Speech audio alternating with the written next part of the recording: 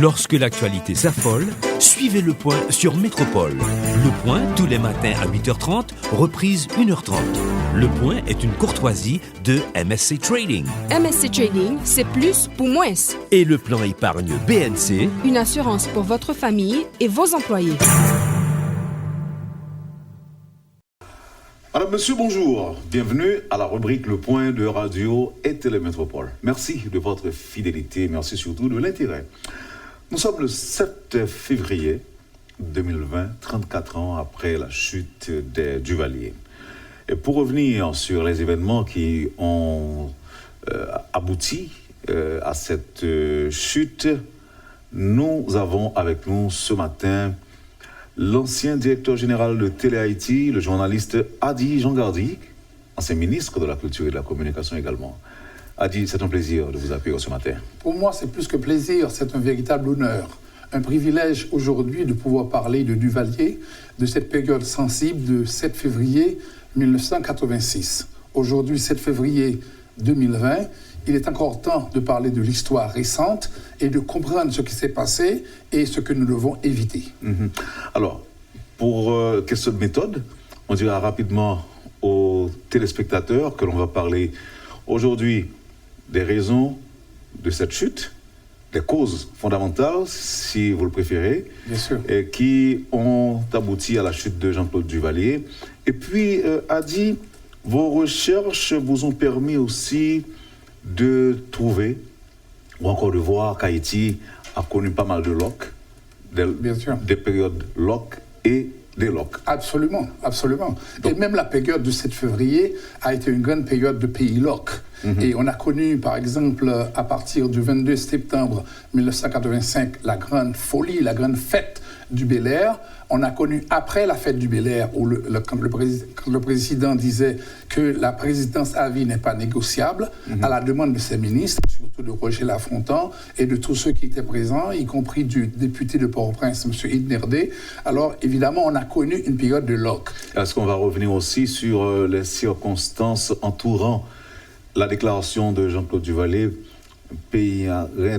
président Lani Red Kunkemaka? Absolument. C'est arrivé lorsque Larry Speaks, le porte-parole de la Maison-Blanche, avait déclaré que le président était parti. Il a dit que le président était parti. C'était le 31 janvier et 86, et le président était encore là à Port-au-Prince. Il avait fait une tournée à travers la ville, et moi, comme directeur général de Télé Haïti et mes caméramans, y compris la presse internationale, puisqu'on recevait les journalistes à la télévision même. Alors, il y avait par exemple les gens de Bernard Europe de Radio-Canada, il y avait par exemple Pierre Tivolet de TF1, et beaucoup d'autres journalistes qui étaient présents et qui ont été couvrir l'événement, et Duvalier n'était pas parti. Et là, il y a eu une demande qui avait été faite, bien entendu, par le ministère des Affaires étrangères pour protester contre cette affaire. Mais c'est vrai que le ministre, à l'époque des Affaires étrangères, M. Salomon, n'était pas très intéressé à poursuivre cette question par devant les Nations Unies, par devant l'EEA. Le président est resté, mais il est parti exactement le 7 février parce que le président Reagan, le président des États-Unis, avait décidé que cela devait se faire ainsi, avec, bien entendu, la communauté internationale, les Français en premier. Alors, on va revenir sur les personnalités qui ont accompagné Jean-Claude Duvalier à l'aéroport international, ou encore qui sont partis avec lui. Mais avant. Les raisons ? Les raisons. Évidemment, vous avez parlé des raisons. Et quelles sont les raisons ? À mon avis, il y a une douzaine. Il y a une douzaine de raisons. D'abord, il y a le secteur privé, le secteur des affaires, qui était contre Duvalier. Il y avait un grand malentendu, car le secteur privé pensait que les Bennett avaient tout monopolisé et qu'il y avait quand même des monopoles offerts sur le sucre, le café, le ciment et même la drogue. Et le secteur privé était contre Duvalier. Et d'ailleurs, il y a eu une note de l'ADI, l'Association des industriels haïtiens, qui a demandé avec APED que le gouvernement s'en aille. Et ça, donc c'est pas seulement le mariage. Le mariage, c'est une autre raison. Parce que ça, c'est un deuxième, si vous voulez, un deuxième élément. Parce que quand même, l'ambassadeur de France, François-Claude Michel, à l'époque, disait que, en public, devant des journalistes, que la première dame pourrait naître d'espace. Et disait, écoutez, elle devrait être comme la femme du général de Gaulle. C'est-à-dire que la première dame, en principe, n'est pas la première dame de la République, mais la première dame de l'État. donc faire des discours, faire des communiqués, etc. Et ceci était très mal vu à l'époque. Mais il faut dire aussi qu'au départ de Duvalier, le 7 février, Michèle Bennett avait laissé à Port-au-Prince, comme première dame, un hôpital flambant neuf qui marchait très très bien et qui recevait beaucoup de gens de partout à travers le pays. Et elle a laissé aussi dans les caisses, beaucoup de gens ne le savent pas, 4 millions de dollars. Il y a eu après une demande en restitution, mais il faut dire que ce mariage, à un certain moment, était entre guillemets bénéfique pour Duvalier, dans la mesure où il y avait moins de gens qui allaient à Fort-Dimanche. Ok. Alors, les 7 millions trouvés, c'était une enveloppe allouée à sa fondation ou? Oui, à l'époque, on avait fait des recherches, surtout le CNG avait parlé de beaucoup de choses, mais il n'y a pas assez de preuves. Il n'y a pas assez de preuves sur l'argent qui a disparu. Il n'y a pas assez de preuves. C'est vrai qu'il y a eu des tentatives de fuite de capitaux, mais ceci a été soulevé, évidemment, lors du départ de Duvalier à partir de 1987. Il faut dire que Jean-Claude Duvalier lui-même, après son mariage, dépensait près de 600 millions de goudes en termes d'extra-budgétaires, en termes de dépenses extra-budgétaires, ce qui était, par rapport à son père, François Duvalier, 87% de surplus. Et il n'y avait pas assez de résultats. Il n'y avait pas de résultats. Et les gens voulaient, bien entendu, le départ de Duvalier parce qu'il y avait d'autres raisons, comme je vous ai cité. Non, alors nous sommes à la première. Vous avez dit deux. Les Bennett. Oui.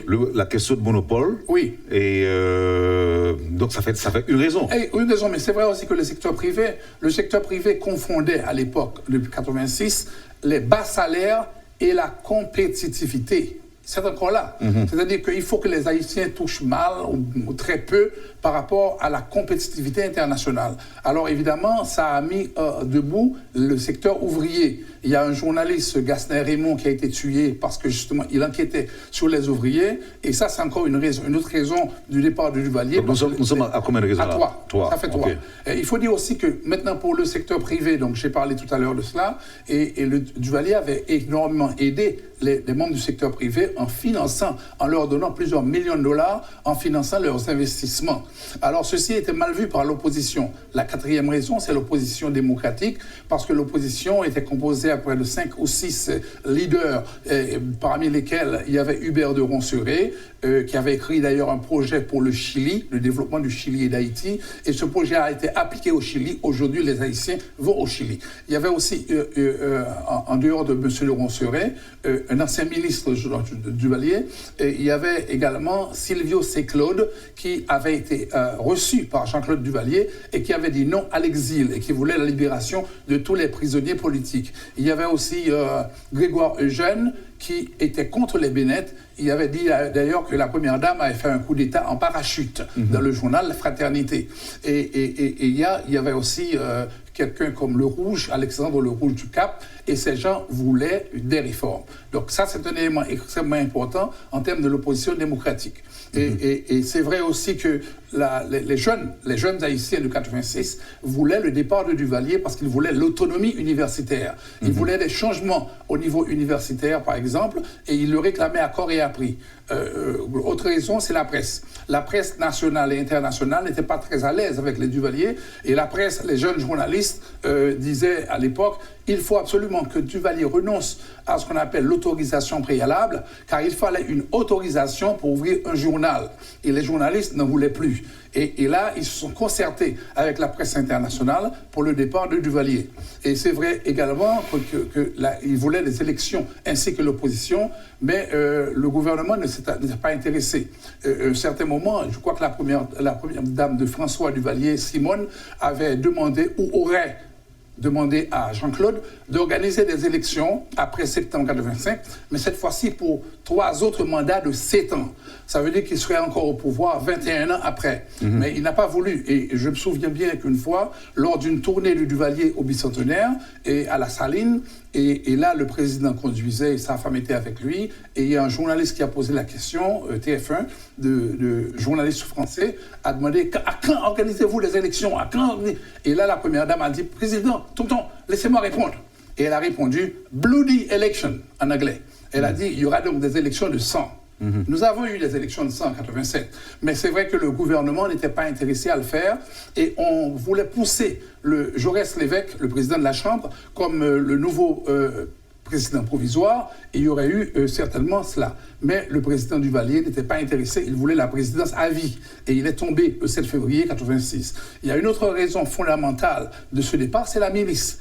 La milice haïtienne n'était pas très contente avec Jean-Claude. Il y avait 300 000 tontons macoutes en 1986, et ces gens déjà commençaient par faire des révoltes dans les villes de province.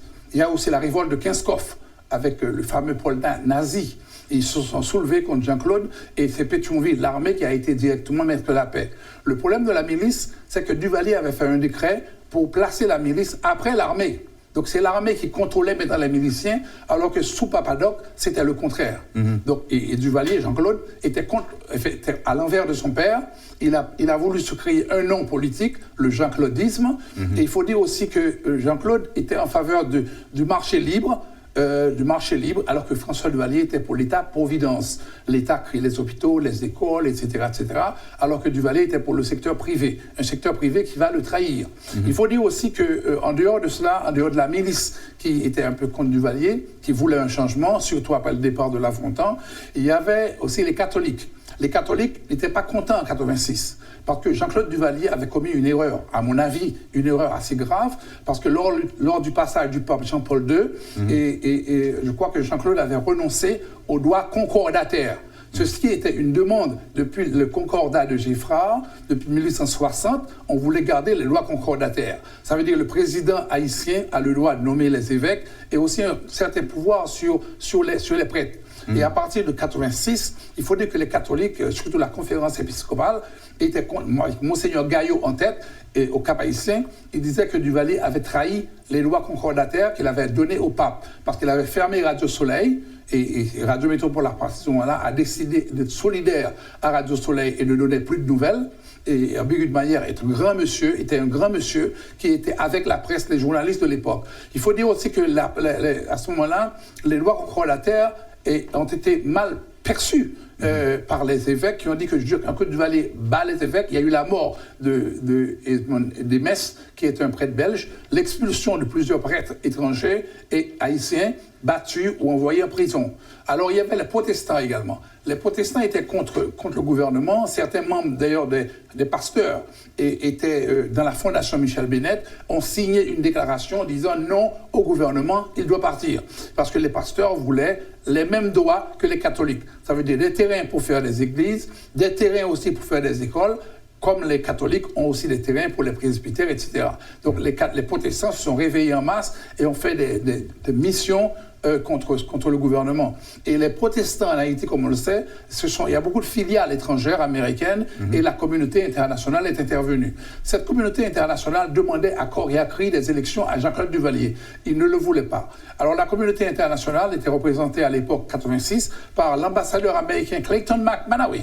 Et Clayton McManaway était l'un des ambassadeurs qui au départ était Jean-Claudiste, mais après est devenu anti-Jean-Claudiste. Parce que l'ambassadeur a été à Radio Soleil, il a dit qu'il était en faveur du pouvoir de Jean-Claude Duvalier, qui faisait des réformes, et la presse était contre lui à l'époque. Vénel Rimaret a fait un discours extraordinaire, et toute la presse s'est alignée derrière Radio Soleil. L'Empire Soleil là, c'était une chanson connue de tout le monde. Alors, il faut dire que la communauté internationale demandait le départ avec Clayton McManaway et François-Claude Michel, l'ambassadeur de France, qui, lui, avait une dent contre la Première Dame.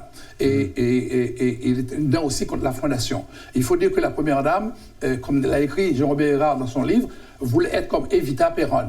Et elle a créé une fondation pour faire des choses et des changements. Mais elle était perçue comme trop visible par rapport au président, qui lui bégayait souvent. Trop présente. Voilà. Et il y avait aussi la diaspora. Et la diaspora voulait revenir. C'est-à-dire, il y avait je prenais quelques exemples, après le départ, vers Haïti du docteur Lenné, il faut dire aussi que des membres de l'opposition comme Maniga voulaient revenir, mais sans Duvalier. Et à partir de là... Encore après Duvalier. Après Duvalier. Après Duvalier. Mais déjà, de 84-86, il y a eu la conférence de Mexico, la conférence de l'opposition. Tous les opposants se sont réunis. Et c'est là que l'aîné va être écarté. On va nommer Théodore comme président maintenant de ce mouvement, et il voulait lui une invasion armée du pays. Vous parlez de René ou... René Théodore. Okay. Mais en fait, Lionel l'aîné voulait lui rentrer dans le pays, il est rentré, et il voulait la chute de Duvalier, comme c'est passé en 7 février, il voulait le départ de Duvalier avec un discours de départ de Duvalier et un changement. Il avait un programme. Malheureusement, il a été aussi arrêté, il a été tué et on l'a assassiné directement à l'hôpital militaire. Et on a jeté son corps, on ne l'a jamais retrouvé. Et l'opposition dans la diaspora voulait revenir et faire les changements, appliquer une politique de changement. Maniga était anticommuniste, Théodore était pro-communiste, Fidel Castro et pro-Moscou, alors que justement les autres étaient capitalistes. Alors, il y a eu beaucoup de changements, et à l'époque, dans l'opposition ici, il y avait des gens qui réclamaient l'État-providence. Ça veut dire le droit pour l'État de créer des espaces pour le peuple, alors que Duvalier voulait créer des espaces pour le secteur privé. Et je parlerai aussi certainement au niveau interne. Au niveau interne, Duvalier changeait trop son cabinet ministériel. Chaque mois, chaque 2 mois, il changeait son cabinet. C'était une mauvaise manie du président. En un mois, il changeait de cabinet, et une fois, il a nommé des super-ministres. Et les super-ministres... Des ministres qui ont plusieurs portefeuilles. Les ministres d'État. Et là, il y avait Alexis Néas, à l'intérieur du gouvernement, qui n'était pas d'accord, et qui a exposé son plan lors du Conseil des ministres, et qui a dit au gouvernement, pas question de créer une Michel Bennetville, mais il faut créer plutôt une cité Simone moderne, que Cité Soleil soit moderne. Et il était un peu contre ça. Alors que la cité soit moderne. Voilà. Et alors, avec le nom de l'ancienne première dame. Exactement, qui était Cité Simone. Alors il faut dire qu'à l'intérieur, il y avait donc Cinéas qui travaillait contre l'idée du Conseil des 5 ministres et qui voulait des changements. Et qui voulait des changements réels à l'intérieur du pouvoir. Et quand Jean-Claude Duvalier a nommé, par exemple, Georges B. Salomon comme ministre des Affaires étrangères, il voulait aussi l'écouter avec intérêt, car Salomon avait été membre du cabinet du Marseille estimé, et lors de son départ, c'est lui qui avait tout organisé pour le départ du 10 mai 1950. Il était un jeune aux Affaires étrangères. Et quand il est devenu ministre des Affaires étrangères, alors il a dit à Jean-Claude Duvalier, vous faites fausse route sur de nombreux domaines, y compris la question de la Constitution. Et aussi le problème, c'est que Duvalier avait tourné Kazakh vers les Français. Il avait donné beaucoup d'avantages aux Français, alors qu'il avait tourné le dos aux Américains. Et Salomon était en faveur des Américains et disait, écoutez, les contrats signés avec les Français, notamment avec Alcatel, pour un nouveau système de téléphone et un contrôle aérien du territoire national, et la construction directement au Pomorin de ce grand building par les Français, et le contrôle de Voldorg, la route de Voldorg-Jérémy, et la route de Jacmel, etc., une petite route étroite. La route de l'amitié. Traversant la montagne, et les critiques étaient fortes chez Salomon, et qui avait interdit d'ailleurs à son cabinet de parler à Jean-Claude. Et dans le cabinet, il y avait des gens qui avaient été à l'école avec Jean-Claude Duvalier, et Salomon était très distant. Et il y a eu aussi le peuple. Comme dernière raison, le peuple globalement voulait des changements. Et je dirais par exemple pour le vaudou, à travers le pays, il y avait un programme sur Jean-Claude Duvalier de stérilisation féminine avec le docteur Hirsch. Alors, le vaudou était contre, surtout Max Beauvoir et également le leader des vaudouisants qui était Ogonaïf. Alors, ils ont dit, les leaders de l'antimonite ont dit non à Duvalier parce que le vaudou était contre et ils réclamaient aussi des terres, comme les protestants, les catholiques, et ils réclamaient des terres et ils réclamaient aussi la liturgie vaudou et une date pour la religion vaudou. Et ils étaient contre l'idée qu'en novembre, lors du 28 novembre 1985, des jeunes enfants avaient été tués au Gonaïves, des écoliers, et on avait volé les corps. Et ces vaudouisants réclamaient les corps pour les enterrer. Ceci n'a jamais eu lieu. Et ils ont organisé des cérémonies à travers le pays. J'en ai assisté au moins 2 ou 3 dans l'Artibonite. Et ces gens se sont soulevés contre les Duvalier. Et malgré la présence de vaudouisants de Jérémy en faveur de Duvalier, ça n'a pas marché. Je crois qu'il y a eu beaucoup d'erreurs à ce moment-là. Il y a beaucoup de raisons aussi du départ de Duvalier. Et ensuite, dernière raison, le 13e.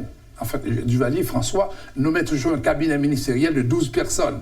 Et il croyait dans le chiffre 21, ça veut dire 12, dans le panthéon vaudou. Alors, Jean-Claude Duvalier... Je crois que c'était le 22. Le 22. Mais lui, c'était le 22. Il prenait la place de Olichat. Olichat, c'est l'inspecteur du pouvoir présidentiel. Et Duvalier, après sa tournée au chaos, il parlait normalement, il s'est mis à bégayer, il s'est mis à parler dans le nez.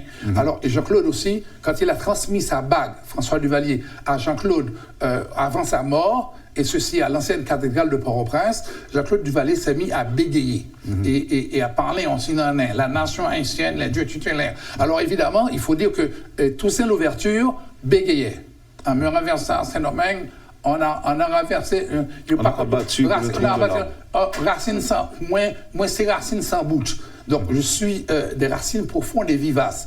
En fait, l'esprit des chaos, qui est Racine sans bout, et parlait dans le nez. Et je crois que les Duvalier ont rencontré François surtout. Vous êtes en train de nous dire que c'est un héritage... mais il faut dire que le vaudou... Avoir une voix nasillarde... Non, à l'époque, c'était plutôt mystique. Mais il faut dire aussi que... ça n'arrive pas à Nicolas, parce que Nicolas n'a pas été au chaos. Mais il faut dire que la bague a joué un rôle comme la bague du roi Pharaon à Néfertiti et à son fils Akhenaton. Oui, mais c'est quoi? Ça veut dire quoi? Bon, c'est au niveau mystique d'Haïti. Pour ceux qui croient, pour les Illuminati, ça veut dire que maintenant, Jean-Claude Duvalier n'y croyait pas. Et lorsque Jean-Claude a rencontré le 16 janvier des Hongans au palais, tu vois, des Hongans, des voyants au palais, et Michel Bennett était présente, et elle a dit à ces gens, écoutez, messieurs, Jean-Claude Duvalier ne croit pas dans ces histoires-là. Il n'est pas quoi d'embarrasser ça. Donc là, vous revenez sur les prophéties. Oui, un peu. Une partie. Et là, il y a eu des prophéties faites sur ce qui allait se passer. Il faut dire qu'à l'époque, j'étais directeur général de Télé Haïti, et après cela, après les prophéties, moi j'ai été à la loge du Grand Orient, fondée par le président Jean-Pierre Boyer en 1822, et j'ai été aussi dans les grottes du pays où j'ai reçu beaucoup d'éléments et de prophéties. La suite des prophéties, c'est ainsi qu'une fois j'ai appris qu'en septembre 2020, il y aura un tremblement de terre terrible pour Haïti. S'il vous plaît, ne partez pas, mais assurez vos papiers. Donc, il y aura un problème dans ce pays et il y aura un tsunami, peut-être. Mais on peut l'écarter avec les bornes. Parce que les bornes ont été abandonnées à un certain moment par le président Duvalier, et ceci après la fondation du MUPANA, qui est un musée. Et le MUPANA a été fondé, et on a abandonné l'hôtel de la Patrie, qui est la première borne. Dans ce pays, il y a 44 bornes. Et Jean-Claude Duvalier a négligé les bornes. Et aucun gouvernement ne s'en est chargé. Avec plaisir. Nous connaissons pas qui doit aller comme ça. En camper sous déclaration de Michel Bennett. Oui. Qui a eu à dire aux voyants qui étaient là, messieurs, vous perdez votre temps puisque Jean-Claude Duvalier ne croit pas à ces histoires. Oui. Elle n'y croyait pas. Et là, elle est partie. Elle a dit au moment, j'ai des rendez-vous. Et quelle a été la réaction, ou bien quelles ont été les réactions des voyants? Les voyants, Nathan Pierre a dit à ce moment-là, écoutez madame, vous êtes la première dame, mais ce que vous n'avez pas, c'est que tous les Haïtiens sont vaudouisants parce qu'ils ont l'Afrique dans leur sang.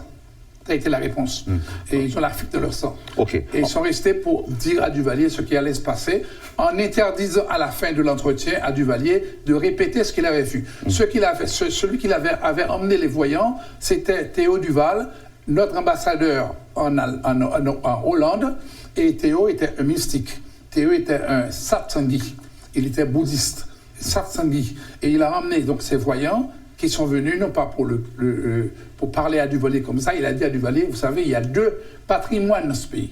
Le patrimoine naturel composé des eaux, des rivières, des montagnes et des plaines, et le patrimoine culturel. Et ce patrimoine culturel ne doit jamais être méprisé. OK. Nous sommes en quelle année? En 1986. Il a rencontré ces gens le 16 janvier 1986. Okay. Et il part le 7 février 1987. On lui a dit, d'ailleurs, que vous partez dans quelques jours. Dans 21 jours ou 22 jours, vous laissez le pays. Si vous restez, vous allez mourir. C'est ce qu'ils ont dit à l'époque.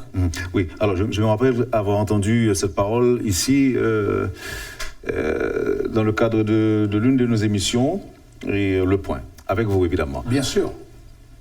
Nous sommes aujourd'hui le 7 février 2020. Oui. À l'époque, je n'y croyais pas. Un moment. Mais après, j'ai cru. On avait dit. Les événements sont réels. Je ne voulais pas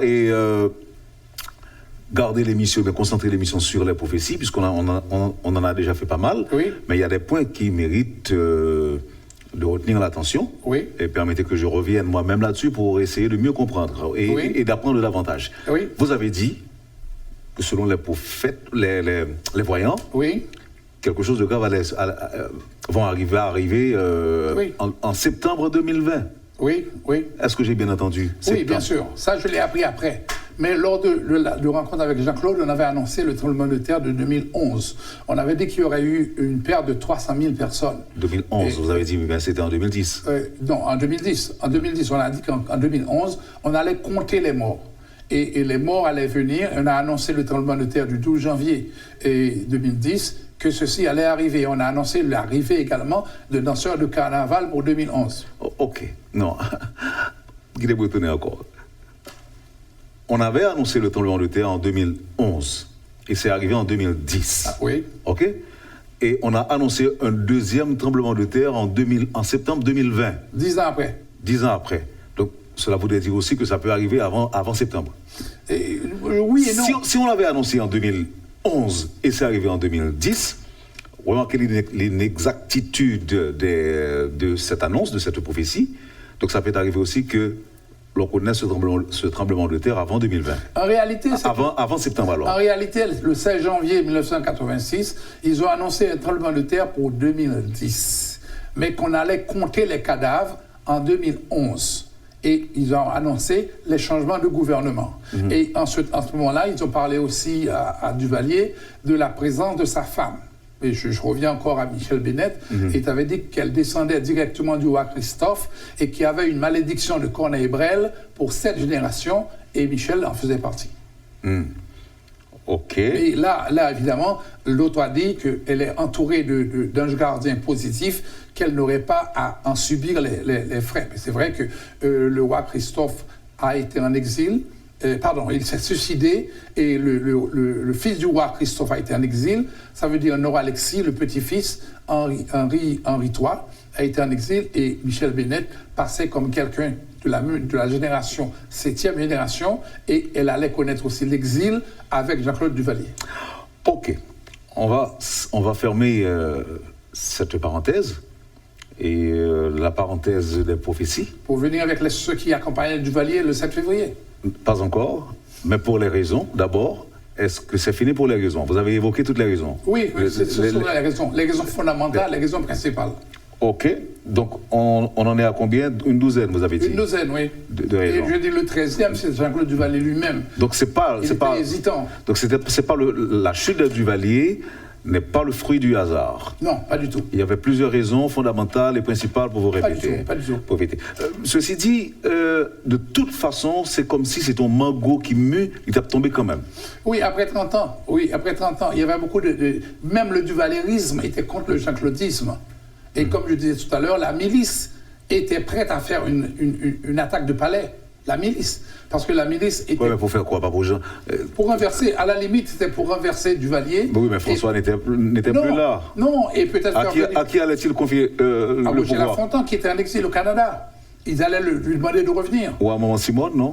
Non, pas Maman Simone, elle n'était pas intéressée à avoir le pouvoir directement. Sa fille Marie-Denise non plus. Elle est devenue la secrétaire de François Duvalier, c'était Francesca Saint-Victor. Elle a été écartée par Marie-Denise, est devenue secrétaire de Duvalier lors de la mort de François en 70. Et après, il faut dire que...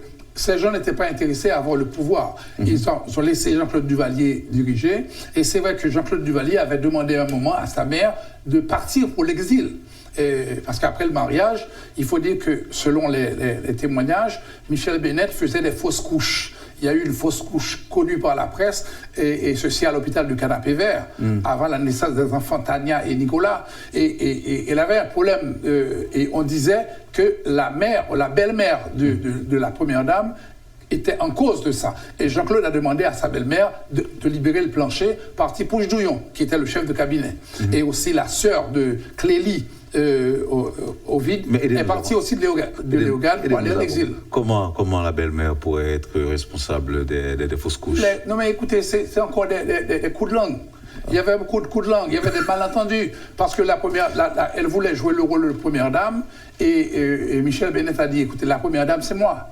Toi, tu es une gardienne, la gardienne de la Révolution. Oui. J'ai lu ça dans le livre de Jean-Robert Hérard, effectivement. L'une gardienne, l'autre première dame. Oui, mais alors à l'époque, il faut dire que, et comme dans les bonnes traditions haïtiennes, on prétend que les belles-mères ne s'entendent pas avec les femmes mariées. Et souvent, et les belles-mères s'entendent avec leurs fils, mais pas avec les femmes. Donc c'est ce qu'on déclare. Donc là, il y avait encore au niveau du patrimoine culturel des coups de langue et des malentendus qui circulaient. Et après, elle a accouché, évidemment, elle a accouché de 2 enfants. Il y a eu Nicolas. Et ensuite, Ania. Ok. Ania Sebrebaka, c'est comme un nom connu dans le vaudou. Ania Sebrebaka, c'est un Gaulois, le Gaulois de lumière, et qui est la fille aussi de Gunn Brigitte. Et on comparait Simone à Gunn Brigitte. Donc le patrimoine culturel. Et Michel Bennett, on l'a comparé à qui? Non, on parlait du roi Christophe. On parlait d'une dame qui était revenue, et qu'elle était revenue ici. Et évidemment, il y avait des problèmes à l'intérieur de la classe du Valéris qui ne comprenait pas pourquoi une basket était devenue première dame. Et évidemment, elle était très amoureuse de son mari. Elle l'a aidé à négocier physiquement et politiquement. Il était follement amoureux de son épouse, de la première dame. C'est ce qu'on dit, oui. Mais il y avait aussi des prétendantes à l'époque. Il y avait beaucoup de prétendantes. Il y avait une douzaine de jeunes femmes qui voulaient devenir sans surprise. Première dame. Sans surprise, mais c'est vrai qu'il était amoureux, qu'il aimait bien cette fille du Collège Peird. Et il l'a épousée, il a montré qu'il l'a épousée, malgré les réticences d'ailleurs de beaucoup de personnes. Et l'archevêque de Port-au-Prince a fait le mariage. Et après quelques mois, c'est vrai qu'après quelques mois du mariage, le 28 novembre 80, les journalistes ont été arrêtés, d'autres exilés et certains battus. Ok, maintenant, voyons pour les personnalités politiques qui ont accompagné Jean-Claude Duvalier à l'aéroport. Oui. À l'aéroport François Duvalier.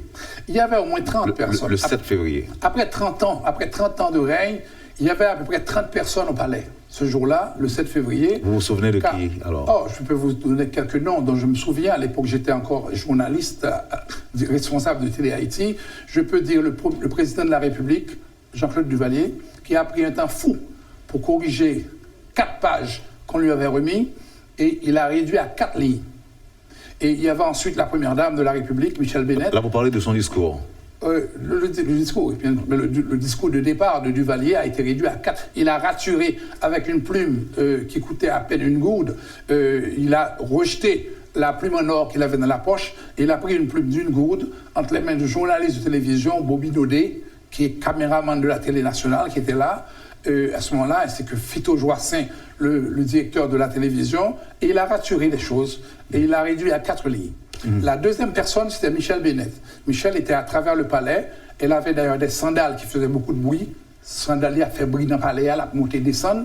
Et elle avait des enveloppes qu'elle remettait à des gens, selon les souvenirs que j'ai de cette époque. Et je pourrais toujours continuer à me renseigner. Mais je crois qu'elle avait fait des heureux ce jour-là, cette nuit-là, pour le départ en paix de sa famille. Et il y avait aussi, comme troisième personne, le petit Nicolas qui avait 3 ans et Ania, la sœur, qui était au palais et qui jouait à cache-cache dans le palais même avec la bonne. La bonne qui est Madame Tikoukou et Espéra Desaugus. Et il y avait Félise aussi, Desaugus, la sœur de Tikoukou qui était au palais à ce moment-là. Et il y avait des militaires. Le général Henri Nanfi, le colonel Régala, le colonel Avril, il tenait le téléphone. Avril répondait au téléphone de Clayton McManaway et de la communauté internationale pour faciliter le départ de Duvalier. Il disait « Attendez, ils vont arriver. » Et Clayton se montrait très impatient à l'ambassade américaine. Et il y avait aussi le colonel Vallès, le commandant de la garde présidentielle, qui était au palais. Et aussi, Avril a appelé des officiers, je crois que c'est le capitaine Philippe Biambi, et il lui a dit « Vous allez accompagner le président en exil en France. » Et il y avait aussi Thomas Cyprien, qui était le sous-lieutenant, et Ramassé Ravilus, un sous-lieutenant. Ces 3 devaient accompagner la famille présidentielle. Ils étaient tous au palais. Et je dirais aussi que Laurent Bennett est arrivé, c'était la mère de la première dame, et elle tenait à avoir le petit garçon en main, Nicolas. Elle marchait avec lui, il retirait la jouette, et puis il disait, menait la machine. Et il y avait aussi, si vous voulez, en dehors des militaires, parmi les civils qui étaient là, les frères de Michel Bennett. Il faut dire que Woody Bennett était présent à ce moment-là, et aussi il y avait dans l'équipe la secrétaire privée de la première dame, Joanne, était présente. Il y avait beaucoup de gens. Il y avait donc une trentaine de personnes. Et en dehors de cela, il y avait la presse. La presse officielle. Ça veut dire RIC était là, qui était donc le preneur de son. Il y avait le caméraman Bobby Naudet qui a dit à Jean-Claude, après le discours, il a dit, Président, s'il vous plaît, donnez-moi une arme, besoin d'armes pour me défendre tête-main. Et là, le président lui répond, c'est trop tard maintenant, contente-toi de ce que tu as. Alors, évidemment, après, Jean-Claude est arrivé, il est descendu, et pressé par le général Avril, il est rentré dans l'ascenseur, et quand il est arrivé, et pressé par le général, pas encore général, le colonel Avril, et parce qu'au départ, à la mort de François, en 70, il avait dit, avant sa mort, à Avril, qui accompagnait Jean-Claude à la faculté de droit, l'intelligent Avril. Veille sur lui pour moi, c'est mon fils, c'est ton frère. Veille sur mon fils. Il avait demandé de veiller sur lui. Donc lors du départ de Jean-Claude, le colonel Avril était présent et il faisait pression pour le départ de Duvalier pour que rien n'arrive. Et il y avait le colonel, Georges Valsin, qui lui s'occupait du contrôle de la capitale, de la zone de Martissan à l'aéroport, et c'était compliqué. Et il y avait Marie-Denise Mirka, aussi Théa, la fille de son mari Mario Théa, tous ces gens étaient au palais. Et quand il est arrivé en dessous de l'ascenseur, Jean-Claude s'est appuyé sur l'ascenseur, il a regardé la foule des militaires que Max Vallès avait réunis, et il leur a dit en bon créole, il a inspecté la troupe, il leur a dit, messieurs, surveillez mon palais, parce que m'gal font ti vuelta, ti garçon nan, Nicolas le malade, m'a font arriver là-bas, m'a tourner bientôt. Bon, alors les gens ne croyaient pas... Oui, mais là, parce que discours en 4 lignes, on dit, monsieur pas de C'était pour la presse. C'était pour la presse. Parce que monsieur a dit qu'il a remis le pouvoir aux forces armées d'Haïti. Oui. Question d'éviter une effusion de sang. Absolument, absolument. Mais je vais te dire une chose. Ce qui a été dit dans une salle fermée, en présence de la télévision nationale, est resté fermé. Et cette information va être circulée à partir du 8 février. Et quand il est parti en bas pour rencontrer les membres de la garde présidentielle, le président ne voulait pas de problème. Et la première dame non plus. Donc il a dit à ces gens, je reviens bientôt surveiller mon palais. Donc là, on l'a laissé partir. Il est monté directement dans sa voiture, il est monté dans sa BMW, et il a dit à la première dame de s'asseoir à côté de lui.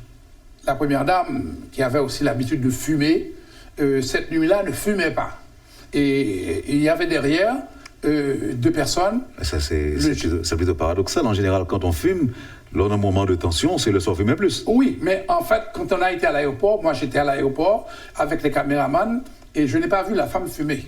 J'ai vu le président conduire et il y avait autour de lui qui assurait la sécurité des enfants parce que l'Aurore, à un moment, a remis Nicolas au milieu et il y avait le colonel Régala et le colonel Avril.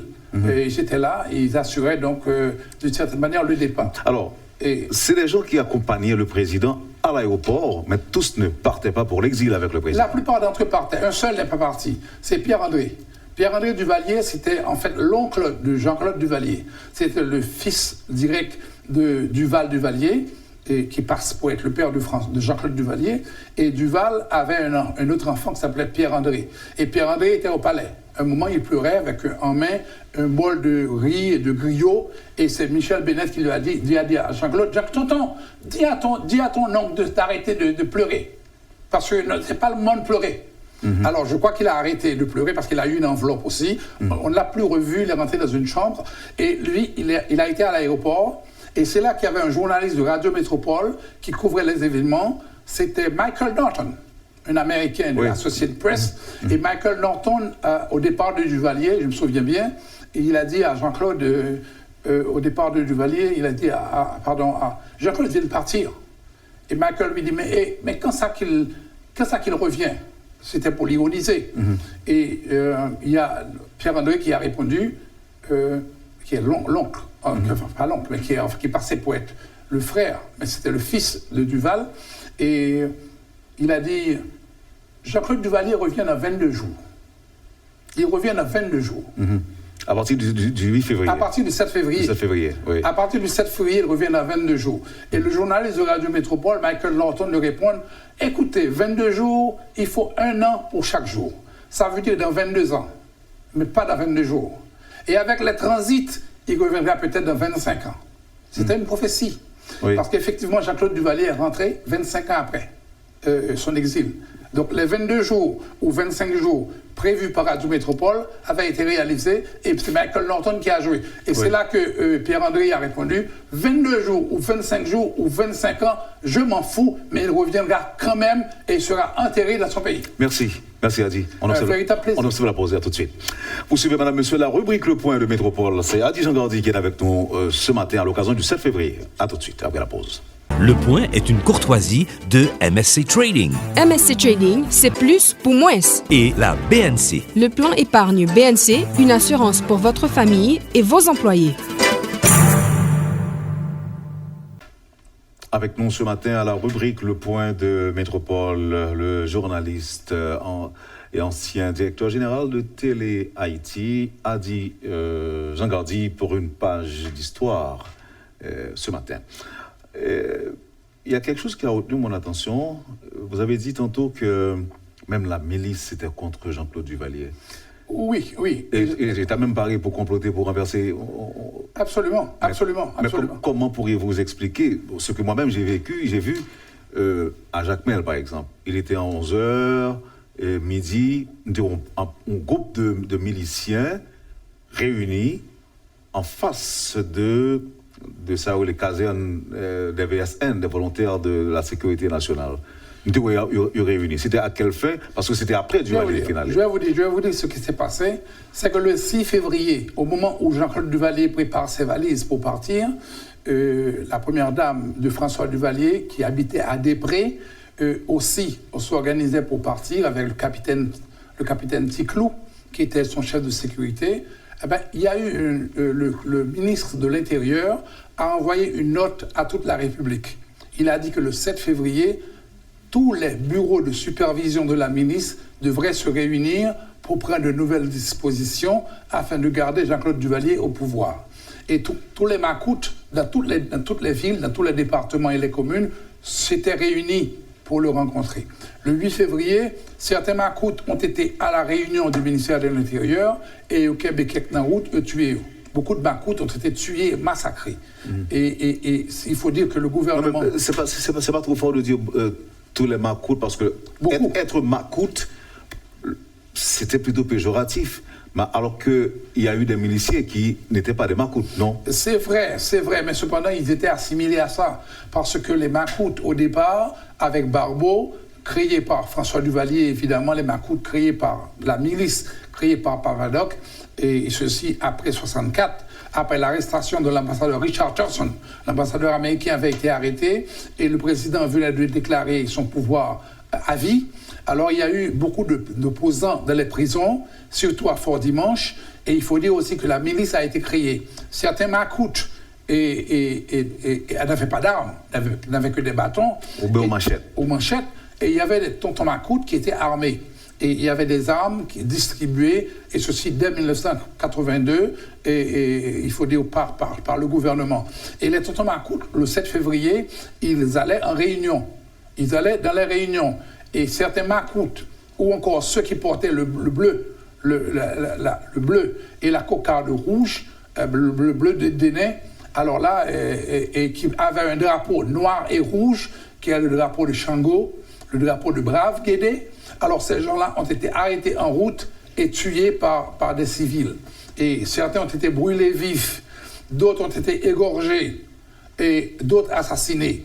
Et c'est comme la mort, par exemple, de Septimus Rameau, le Premier ministre, quand il partait en courant avec sa milice, il avait reçu une balle au dos, et quand il est tombé, on l'a achevé. Et le président, il faut dire Michel Domingue, qui fuyait aussi pour l'exil, avec une partie de la milice, c'était pas des macoutes, mais c'était des gens de la milice qui étaient avec lui, et le président a passé bral dans le coup Gonzalo Lopez, qui était l'ambassadeur d'Espagne, et pour la gueuler, on coup de manchette, le prendre un bras, voler bras à jeter, et le président a lâché l'ambassadeur, et après il a été en exil, et il est mort à la Jamaïque. Je crois que ce qui s'est passé le 8 février ressemblait un peu à ce moment historique. On a tué beaucoup d'entre eux, et les autres se sont cachés. Et d'autres sont partis en exil. Et il faut dire que c'est un moment triste dans l'histoire d'Haïti, ce moment terrible. Et oui, on a connu mais aussi... quand même mêlé d'euphorie, parce que quand même... Il y a des musiques qui faites après le départ de Jean-Claude Duvalier, Haïti libéré, machin. Donc il y avait quand même de la liesse. C'est vrai, il y avait de la liesse, il y avait la fête, parce que le bleu et rouge est revenu. Parce que le bleu et rouge nous a accompagnés lors de l'indépendance. Lors de Vertières, on avait le bleu et le rouge. On a fait un congrès à la Caille pour décider quel drapeau on allait avoir, noir et rouge ou bleu et rouge. Et noir et rouge, c'était le drapeau des affranchis, des mulattes et des noirs libres, et décidé par le gouverneur de Larnage. Et on avait décidé bleu et rouge, c'est le drapeau de la révolution haïtienne, de la révolution française et de la révolution américaine. Donc on a dit bleu et rouge. Et là, ces gens n'avaient pas le bleu et rouge. L'opposition avait le bleu et rouge. Et partout dans toutes les villes où moi je partais au Caille, dans le nord, la Artibonite, le plateau central, il y avait du bleu et rouge, même sur les arbres. Donc l'Haïtien a repris le contrôle du bleu et rouge, et ceux qui avaient le noir et rouge étaient tués. Simplement parce qu'ils représentaient simplement un gouvernement de dictature pendant 30 ans, et ça représentait beaucoup de choses pour le peuple haïtien, et surtout pour les jeunes. Car il faut jamais oublier qu'une génération, ça dure 25 ans, maximum 30 ans. Et Duvalier venait d'avoir 30 ans. Et une nouvelle génération voulait le changement avec le drapeau, revenir avec le drapeau bleu et rouge, et revenir avec l'autonomie universitaire, revenir avec les véritables changements et un programme de gouvernement qui facilite le développement de ce pays. Et on en est encore là aujourd'hui en 2020. Quelle comparaison à faire aujourd'hui entre cette période et celle que nous vivons aujourd'hui? La comparaison est facile, parce que je vous ai donné quelques exemples. Le secteur privé, à l'époque, soutenait Duvalier, et parce que Duvalier finançait ce secteur privé, et s'est retourné contre lui. Aujourd'hui, le secteur privé ne se retourne pas contre le gouvernement, malgré, en fait, des velléités du gouvernement de s'attaquer à des ailes du secteur privé, mais ce n'est pas tout le secteur privé. Parce que la question de la compétitivité, ça veut dire les bas salaires sont maintenus. On n'a pas fait beaucoup de parcs industriels, et même quand on a fait des parcs industriels comme à Caracol, les gens continuent de toucher très maigrement, et le secteur privé est très content de cette compétitivité avec les bas salaires pour les ouvriers. Et les gens qui sont dans... Vous n'êtes pas en train de nous dire que ces gouvernements actuels, les gouvernements qui se sont succédés, sont complices plutôt du secteur privé? Non, je pense qu'il faut absolument changer ce pays. Il faut le changer. Il ne faut pas être complice. Ce secteur privé aussi doit changer. Le secteur privé doit devenir le secteur des affaires.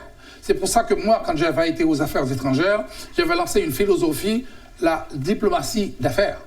La diplomatie d'affaires concerne aussi le secteur privé. On ne peut pas avoir des boutiquiers dans toutes les villes.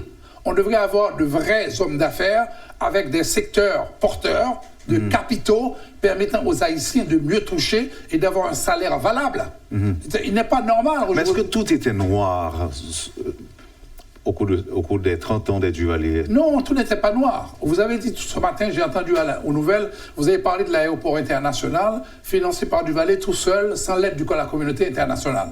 Oui et non. Parce que quand même Duvalier bénéficiait, malgré l'arrestation de Richard Thurston, l'ambassadeur américain en 1964, il bénéficiait de l'aide américaine. Parce que pour faire l'aéroport, tenez-vous bien, Duvalier avait reçu 2,8 millions de dollars de la USAID, et il a construit l'aéroport. Et il a fait d'autres routes. Par exemple... Donc, ceci dit, il y a toujours eu de propagande avant et après Duvalier? Oui, parce qu'à l'époque... Parce qu'on n'arrêtait pas de dire que c'était construit grâce au trésor public. Oui, non, le trésor public a facilité certains ouvriers, mais le gros de l'aéroport a été construit avec l'aide américaine, 2,8 millions de dollars. Et il faut dire aussi que à l'époque, Duvalier avait voté contre Cuba. Aujourd'hui, Haïti a voté contre le Venezuela et évidemment n'a rien reçu. Alors qu'à l'époque de Duvalier, il avait reçu de l'argent pour faire, par exemple, la route nationale numéro 1 et la route nationale numéro 2. Les 3 et 4 sont venus après. Je crois, et les routes internationales menant vers la Dominicanie n'ont pas été faites correctement. Je crois que à l'époque de Jean-Claude Duvalier, il a reçu aussi beaucoup d'aide. Mais malheureusement, ceci a été galvaudé et on n'a pas compris qu'il fallait faire des réformes. Donc, à mon avis, le secteur privé doit être réformé aussi. Il doit être réformé et devenir moderne et permettre aux gens de pouvoir travailler dans le secteur privé porteur, comme au Chili, comme à Taïwan et comme en Chine. Et si Adi Zangardi avait à choisir entre la période de Duvalier et la période d'après Duvalier, qu'est-ce que Adi aurait choisi? Moi, je n'aurais pas choisi la période de Duvalier. J'étais déjà à l'époque journaliste et j'étais contre la présidence à vie. J'étais contre le journal, j'avais lancé un journal à l'époque, Enquête, et on m'avait dit qu'il fallait l'autorisation préalable du ministre de l'Intérieur. Et j'avais dit non, parce que depuis 1789, la Révolution française et la Révolution haïtienne de 1804 avaient aboli l'autorisation préalable. Et le fait d'être contrôlé, que les médias soient contrôlés uniquement par le CONATEL, je disais non. Et que la radio nationale, dont je suis devenu d'ailleurs le directeur général, et radio nationale devait être aussi une radio de la communauté et non pas une radio d'État. Je crois que je n'aurais pas choisi cette époque parce que je n'étais pas d'accord. Je n'étais pas d'accord avec ce qui se faisait et je faisais partie, à l'époque j'avais 20 ans, et j'étais contre. Autrement dit aujourd'hui j'ai l'âge de mon père. Vous avez l'âge de votre père, mais autrement dit, vous êtes d'accord aussi avec ce qui se passe aujourd'hui? Non, pas vraiment. Ce qui se passe aujourd'hui n'est pas correct. Parce qu'après Duvalier, on a eu encore un régime Duvalier-Ro Jean-Claudiste. Parce que ce qui s'est passé, aujourd'hui, on est encore dans ce qu'on appelle l'économie planifiée, l'économie de marché. Et l'économie de marché, c'est un régime de monnaie flottante. Et c'est pour ça que l'argent d'Haïti ne vaut plus rien aujourd'hui. On avait eu au 19e siècle ce qu'on appelle par exemple les oreilles bourriques. Les oreilles bourriques, c'était quoi? Il fallait 3000 gourdes pour $1 américain. Et aujourd'hui, on est presque aux oreilles bourriques parce que chaque jour, l'argent monte. Donc il faut absolument faire des réformes au niveau monétaire, car la politique monétaire est conduite par la Banque centrale directement. Il faut des finances, il faut assainir nos finances. Et ce qui se passe aujourd'hui n'est pas correct parce que le système n'est pas bon. On est sur un système d'économie, de marché, et qu'il faut changer. Un système d'argent, de monnaie flottante, il faut le changer. Je crois qu'il faut un système mixte nous permettant d'avoir la parité au niveau international et d'aller au-delà de Bretton Woods. En guise de transition, une question avant de passer au lock et des locks, aux périodes lock et des locks. Ça demanderait une émission spéciale, si vous voulez. Oui, je sais, mais en grosso modo, on peut par exemple en parler, ne serait-ce qu'à pied joint, on peut passer là-dessus. Mais avant qu'on dit triste, qui dit pour me poser une question, ça va pour lui, avant de parler de l'autre bagaille. Est-ce que Adi Zangardi, alors on dit triste, à dire pour me demander à Adi Zangardi s'il n'y a pas une prophétie claire sur le dénouement de crise actuelle? Oui. Au grand dénouement, est-ce qu'on prophétie? La personne peut m'envoyer son email par toi, par la même occasion, et je lui enverrai la prophétie de 2020 que j'ai fait passer le 1er janvier, en disant qu'il faut absolument réparer les bornes de ce pays, 44 bornes, commencer par l'hôtel de la Patrie. J'ai entendu ce matin quelqu'un de Métropole dire qu'à l'hôtel de la Patrie, c'est vrai, j'ai été, parce que j'étais énervé, à l'hôtel de la Patrie, au bout du Champ de Mars. Et pour parler de prophétie, pour changer l'avenir, il faut que la borne, par exemple, l'hôtel de la Patrie, soit restauré. Donc moi, j'ai été directement... 44 bornes, vous avez dit? 44, à travers le pays. Mais la première borne, c'est l'hôtel de la Patrie, qui est au bout de la rue du Champ de Mars, à côté de l'ancien palais de justice et au dos du palais national. Et moi, je suis arrivé, j'ai vu des herbes, des poussières et même des capotes. Je suis arrivé avec des équipes et j'ai enlevé tout ce qu'il y avait comme fatras. J'ai fait couper les herbes. Quand est-ce que vous l'avez fait? Le 1er janvier. C'était la veille du 2 janvier. C'était la veille de cette année. Cette année. J'ai nettoyé. Et c'était quoi votre motivation? C'est une initiative citoyenne, en tant que citoyen. Parce que je sais que Ou bien est-ce que c'est émotion, c'est une fois arrivé, oui, vous faites le constat? J'ai eu l'effet, et aussi, c'est vrai que j'avais reçu un rêve, j'avais vu une fille venir de 20 ans, qui s'appelle Clélie Pétion, elle est directement là-bas, à l'hôtel de la Patrie, dans ce grand cercueil en marbre. Elle n'a jamais été enterrée. Et la fille du président, je l'ai vue, m'a dit qu'il faut nettoyer l'hôtel de la Patrie pour amener la paix dans le pays. Et parce qu'il y aura un tremblement de terre pour qu'il y ait moins de morts. Et je crois que moi, je me suis dit aussi qu'il fallait faire quelque chose. J'ai été avec une équipe, on a nettoyé. Et j'ai fait hisser à nouveau un drapeau, j'ai mis un mât, et on a mis le drapeau bleu et rouge, et on a repeint le mausolée où se trouvent Jean-Jacques Dessalines et Alexandre Pétion. On a tout remis en place, et on commençait par voler les grilles de l'hôtel de la Patrie. J'ai fait réinstaller les grilles, souder les grilles, j'ai repeint, et j'ai fait le travail en tant que citoyen. Ça, c'est le rêve que vous racontez là ou pas? En dehors du rêve, je l'ai fait parce que quand j'avais été ministre, j'allais souvent, j'apportais des fleurs. J'apportais des fleurs, parce qu'il faut dire qu'en 1791, la première commission civile de Sontonax, Paul Vérel et Hello est allée là, sur cette place, à l'hôtel de la Patrie, et ont déclaré libre tous les esclaves. La proclamation de l'indépendance, de la proclamation de l'abolition de l'esclavage avait été faite là. Et le dernier président en date qui s'est occupé de l'hôtel de la Patrie, qui a dit il ne faut jamais confondre l'hôtel à un musée, c'était le président Bordeaux. Et c'est lui qui a rapatrié le corps de Dessalines à côté de Pétion. Et là, il y a le président Richer qui est enterré là, il y a le président Florville Hippolyte. Donc il ne faut jamais négliger ça, car en République dominicaine, il y a aussi l'hôtel de la Patrie, qui est surveillé par des militaires. Il y a un drapeau dominicain à l'hôtel de la Patrie, à la rue Condé. Et je me suis dit qu'en tant qu'Haïtien vivant dans ce pays, je ne suis pas en exil, je suis là. Et la première des choses à faire, c'est nettoyer l'hôtel de la Patrie. Et c'est pas de bagarre pour des besoins réglés? Non, pas vraiment. Okay. Quand je dis pas vraiment, dans la certaine mesure, en tant que citoyen, nous avons tous une mission dans ce pays. Ok. Et de quelques minutes, vous êtes capable de paquet que Haïti te connaît? Bon, c'est-à-dire que je pense que ceci demanderait une émission complète d'une heure, mais oui. Je peux te donner quelques exemples. Parce qu'en 1802, en janvier 1802, ce sont les Blancs eux-mêmes, la communauté internationale qui a voulu lock ce pays. C'est-à-dire que Napoléon Bonaparte a envoyé une armée ici, il s'était pris plus de 100 000 Français à envahir ici le pays, et le pays a été lock. Et Toussaint Louverture a demandé à ses généraux de se battre. Et pendant une bonne période, le pays était fermé, et il nous a fallu certainement de janvier à mai une guerre sauvage, et finalement Toussaint Louverture est mort en 1803 en France à Fort-de-Joux, et la bataille a recommencé. Le pays a été lock à nouveau sous Dessalines contre les Blancs, et cette fois-ci, à la veille de l'indépendance, on s'est battu octobre, novembre et décembre, et le mois de novembre, on a gagné la guerre, et en janvier, on a proclamé l'indépendance. Dessalines s'est proclamé empereur à un certain moment, et quand il s'est dit empereur le 24 février 1804, il a déclaré qu'effectivement, il allait imiter Napoléon. Et là, il faisait comme Napoléon, parce que les Napoléons, par son côté, il disait « À genoux, s'il vous plaît, Français, Françaises, à genoux !» Et tous les Français et les Françaises s'agenouillaient et couchaient par terre pour saluer l'empereur Bonaparte. Et Dessalines faisait la même chose. Et les gens étaient énervés en disant « Pourquoi devons-nous nous mettre à genoux ?» Et la guerre a commencé, et cette fois-ci, au Cail, les gens refusaient, quand il a été au Cail, il disait « À genoux !» Les gens refusaient de se mettre à genoux parce que le général des Cailles, Étienne Ligérin, disait « Restez debout !»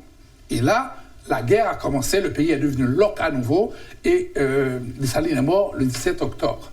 Et Pétion ne veut pas connaître de lock parce que Pétion va s'entendre d'une partie avec l'opposition radicale sans vouloir justement se mettre en guerre avec les généraux. Il n'y a pas eu de lock de 1807 à 1818, lors de la mort de Pétion.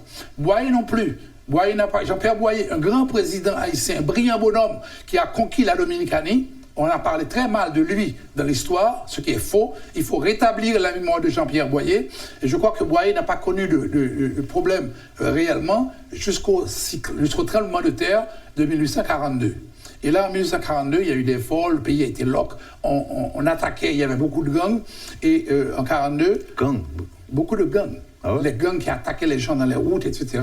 Et les gangs commençaient à bloquer les routes. Et le président Boyer, qui ne pouvait rien faire, a été destitué par l'opposition parlementaire, pendant qu'il était encore au pouvoir. Et Boyer va partir pour l'exil quand il a vu qu'il avait été destitué par le Parlement. il part pour l'exil et il meurt en France. Et je crois qu'aussi, après Boyer, il y a eu Rivera qui a fait une bataille, qui voulait faire une bataille contre les Dominicains, et le pays a été loc. D'abord, la Dominicanie est devenue loc à la demande d'un homme d'Aquin, David Saint-Preux, qui était le député de Santo Domingo. Et il a bloqué Santo Domingo, et la guerre a commencé, et les Haïtiens ont mené une guerre contre l'armée haïtienne, une guerre civile.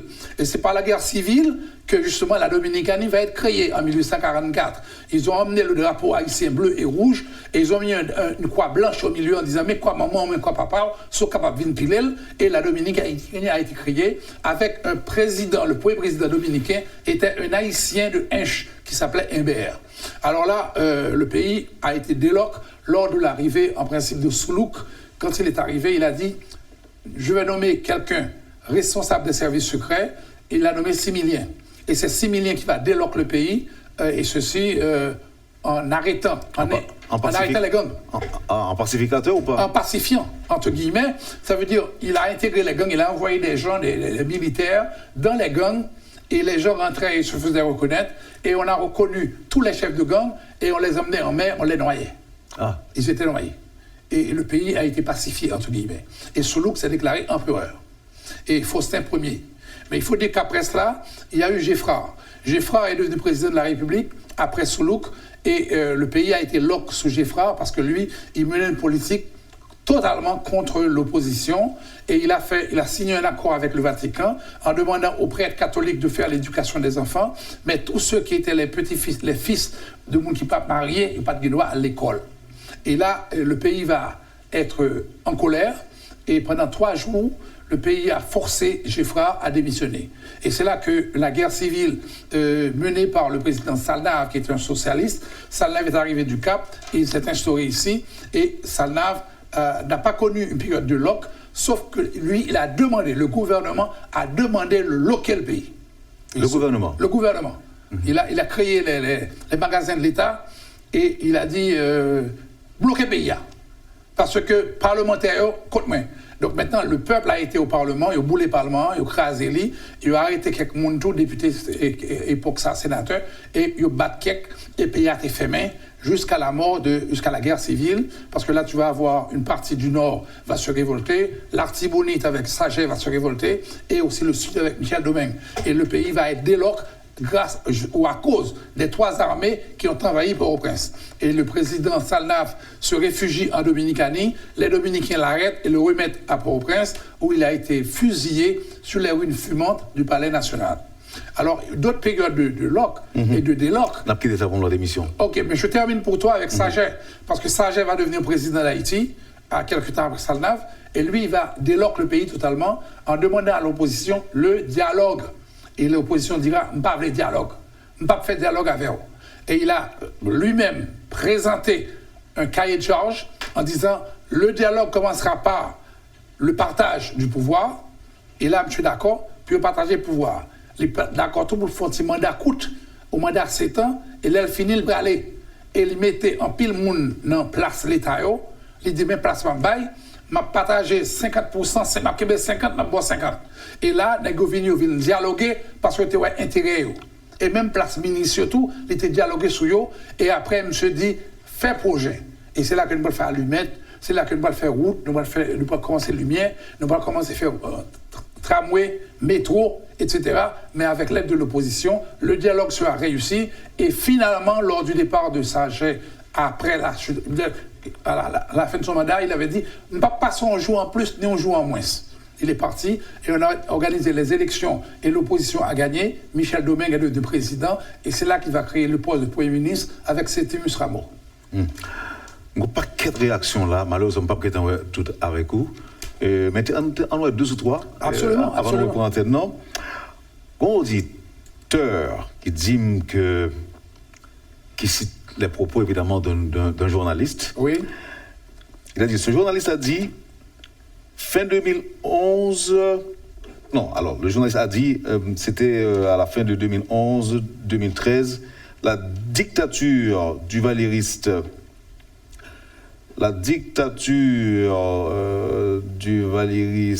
a été remplacée par une anarchie populiste.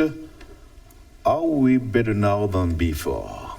Écoutez, je ne parle pas d'une anarchie populiste, parce que déjà à l'époque de Papadoc, il y avait entre guillemets cette anarchie populiste, et avec évidemment les VSN, qui, Barbeau d'abord, et ensuite il y a eu une femme qui est devenue présidente des VSN. Mais le désaccord qu'on peut avoir avec toi, et a dit, avec tout le respect bien sûr que j'ai pour toi, il y avait cette milice, et cette milice avait un chef. Bien sûr, cette milice avait un chef, mais en même temps, beaucoup d'entre eux, dans les communes, dans les départements, dans les sections rurales, n'en faisaient qu'à leur tête. Et ils rentraient, ils prenaient des terres, ils prenaient n'importe quoi. C'est vrai que, comme j'avais parlé à Dominique Levanti de l'agence France Presse une fois, il m'avait dit que, écoutez, la milice représente une force révolutionnaire de gauche. Et moi, je ne suis pas entièrement d'accord. Mais je crois que l'anarchie qui a été installée après, entre guillemets, les gens imitaient ce qui s'est passé avant. Parce qu'avant, Duvalier voulait la présidence à vie et il avait donné le pouvoir au peuple qui créait, soi-disant, une anarchie dans les communes, dans les sections rurales, dans les provinces, peut-être pas seulement à Port-au-Prince, mais surtout dans le pays en dehors.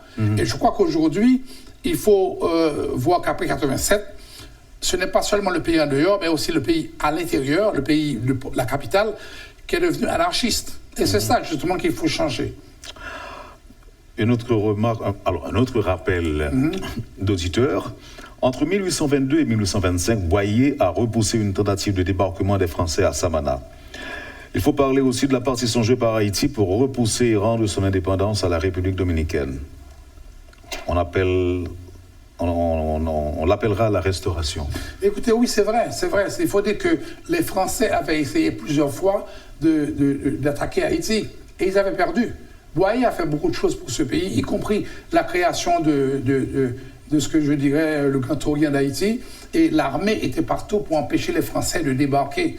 Et quand il a signé l'accord, c'était sur la base d'une convention de Genève, et les Américains aussi ont payé une indemnité aux Anglais. Les Haïtiens ont fait pareil, sinon on aurait été une colonie française. Et Boyer s'est battu contre ça. Mais c'est vrai que les Dominicains, il y a eu la Restauration, parce que simplement il y a eu 2 campagnes menées par Soulouk contre les Dominicains, et on avait gagné presque toutes les guerres, contrairement à ce qui est rapporté dans l'Internet.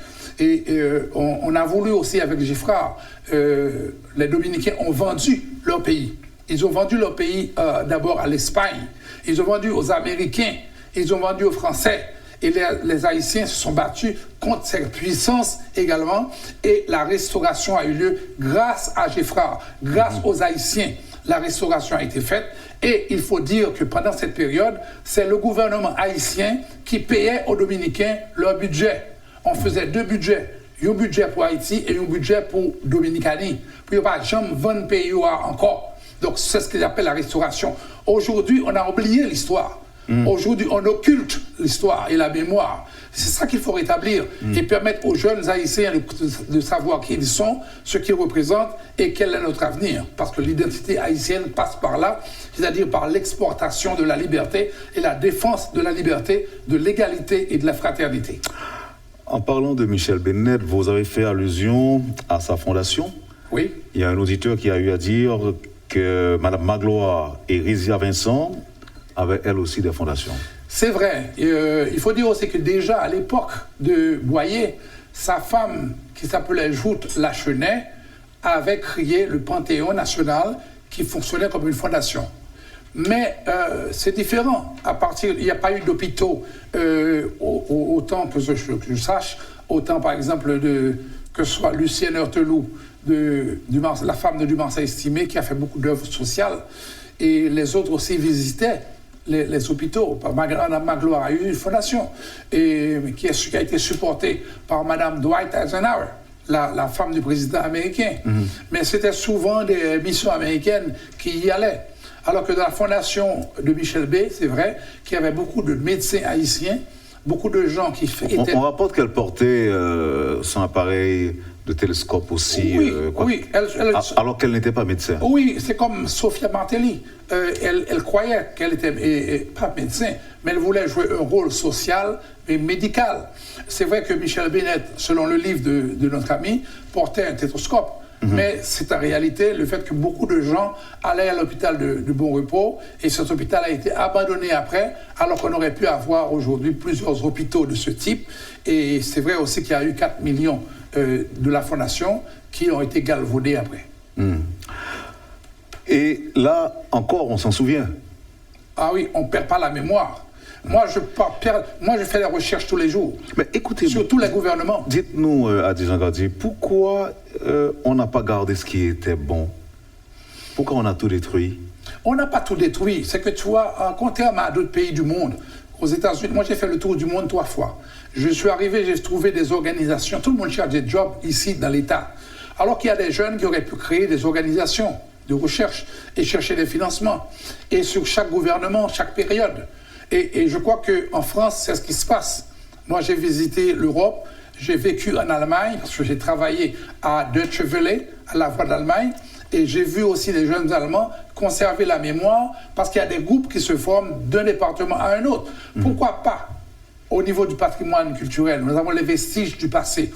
Un mémoire venant du Cap sur la citadelle, les palais des 365 portes de l'Artibonite, de Petite-Rivière, et sur les vestiges comme le palais de Saint-Louis du Sud, et à partir de ce moment-là, les restaurer.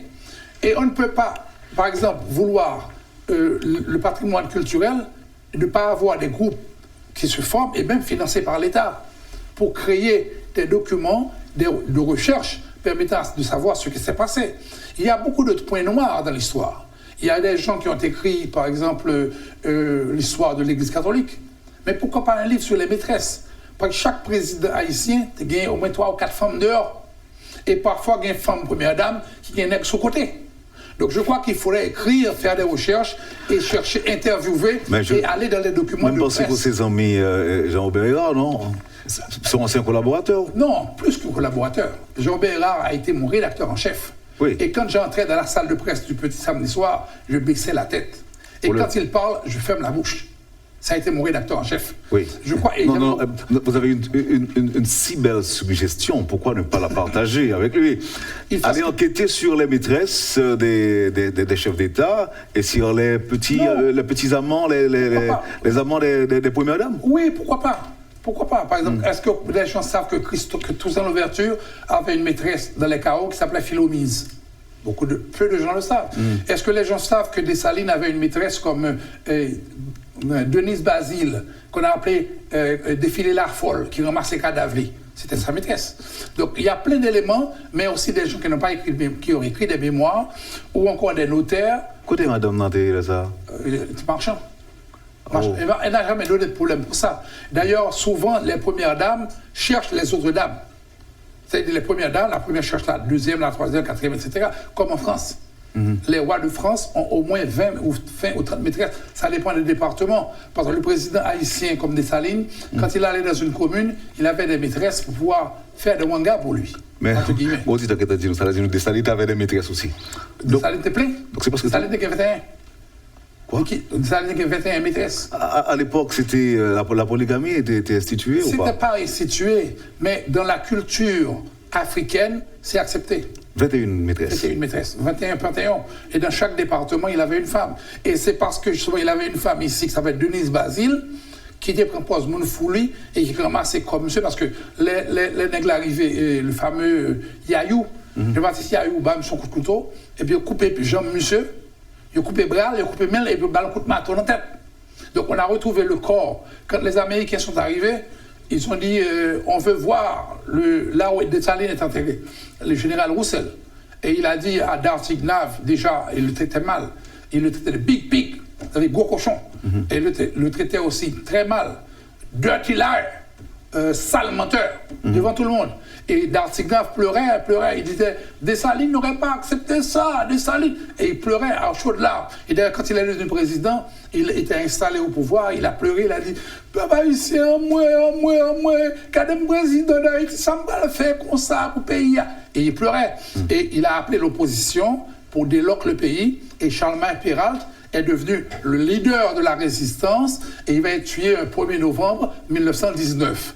Mais il faut dire que les Dessalines, les Américains ont demandé de fouiller au cimetière Sainte-Anne. On a retrouvé le cadavre de Dessalines amputé de ses mains, de ses 2 mains et de la jambe. Où était passée la jambe?